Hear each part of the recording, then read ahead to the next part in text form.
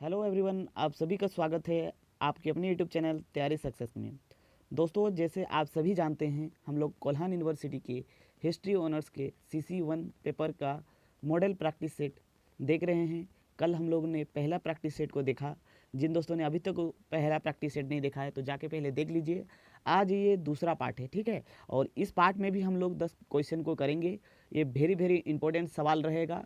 और साथ ही साथ आपको 10 में से कितने प्रश्न आते हैं वो भी कमेंट बॉक्स में लिखिएगा और इसको नोट डाउन जरूर कर लीजिएगा, ठीक है, क्योंकि एग्ज़ाम में यहीं से सवाल बनने का चांसेस बहुत ज़्यादा है। तो दोस्तों, पहले सवालों के ऊपर चलते हैं। पहला सवाल है, त्रिपिटक धर्म ग्रंथ है। तो दोस्तों पूछा जा रहा है जो त्रिपिटक है वो किस धर्म से संबंधित है। तो याद रखिएगा, ये हो जाएगा आपका ऑप्शन नंबर बी, बौद्ध धर्म से, ठीक है। दोस्तों, आप लोग यहाँ पर मैं आपको बताना चाहता हूँ कि जैन धर्म के और बौद्ध धर्म के कुछ कुछ धार्मिक ग्रंथ को ज़रूर पढ़ लीजिएगा, बहुत ज़्यादा ही इम्पोर्टेंट है ना। तो याद रखिएगा, इस क्वेश्चन का आंसर हो जाएगा option number B. Next question में आपका पूछा जा रहा है, बौद्ध ने निम्नलिखित में से किस स्थान पर महापरिनिर्वाण मृत्यु प्राप्त किया था। तो दोस्तों, आप सभी जानते हैं कि बौद्ध ने अपना शरीर कहाँ त्याग किया था। तो इसका राइट आंसर हो जाएगा कुशीनगर। दोस्तों, ये कुशीनगर उत्तर प्रदेश में है। और याद रखिएगा, और कभी कभी आपको मृत्यु नहीं दिया जाएगा, खाली सिर्फ और सिर्फ पूछेगा बौद्ध ने निम्नलिखित में से किस स्थान पर महापरिनिर्वाण प्राप्त किया था। परिनिर्वाण का मतलब ही होता है शरीर को छोड़ देना, ठीक है। तो आंसर हो जाएगा कुशीनगर। नेक्स्ट जो हम लोग का सवाल है, नेक्स्ट सवाल में पूछा जा रहा है कि महावीर की माता कौन थी। तो दोस्तों, जो महावीर थे, महावीर कौन थे? जैन धर्म के 24वें तीर्थंकर है ना। और वो उनके माता का क्या नाम था? तो उनका माता का नाम था यशोदा, ठीक है। यशोदा इसका राइट आंसर हो जाएगा ऑप्शन नंबर ए, ठीक है। चलते हैं हम लोग नेक्स्ट सवाल पर। नेक्स्ट सवाल में पूछा जा रहा है, जैनियों के पहले तीर्थंकर कौन थे। तो वेरी इंपॉर्टेंट सवाल है दोस्तों, इसको वेरी इंपॉर्टेंट नोट कीजिएगा, ठीक है।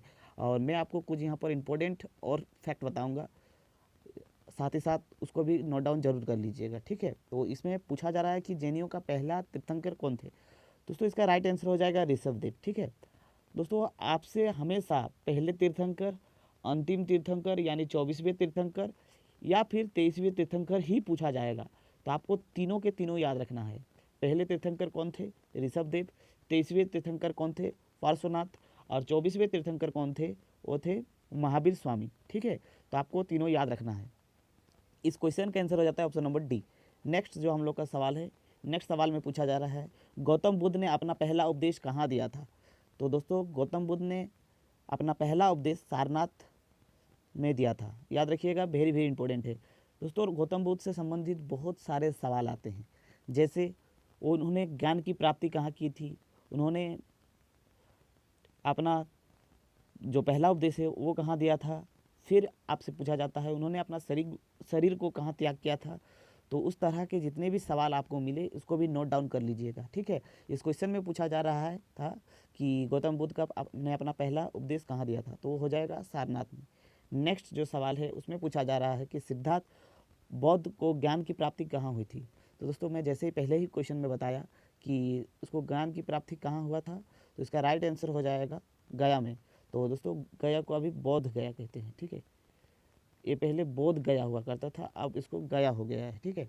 तो ये भी आप याद रखिएगा। ज्ञान की प्राप्ति बोध गया में, पहला धर्म उपदेश कहाँ दिया था? सारनाथ में। और अपना महापरिनिर्वाण कहाँ हुआ था? कुशीनगर में।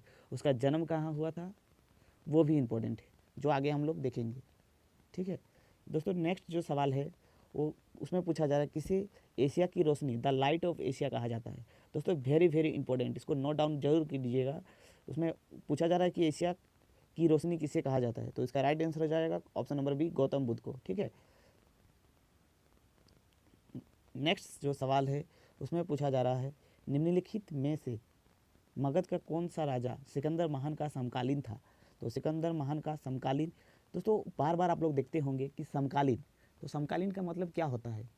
समकालीन का मतलब होता है, मान लीजिए 1950 या फिर 1900 में कोई एक राजा था, ठीक है, और वो भारत का राजा था, ठीक है।